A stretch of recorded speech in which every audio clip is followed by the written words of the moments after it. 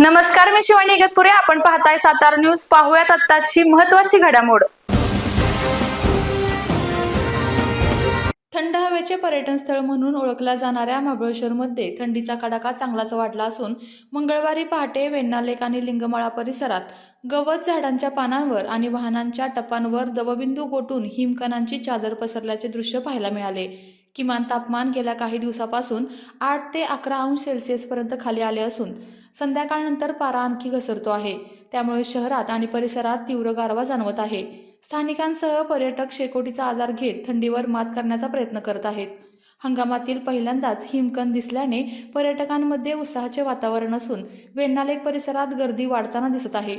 नाताळ सुट्टी आणि न्यू इयर सेलिब्रेशनच्या पार्श्वभूमीवर महाबळेश्वरमध्ये पर्यटकांची मोठी वर्दळ पाहायला मिळत आहे.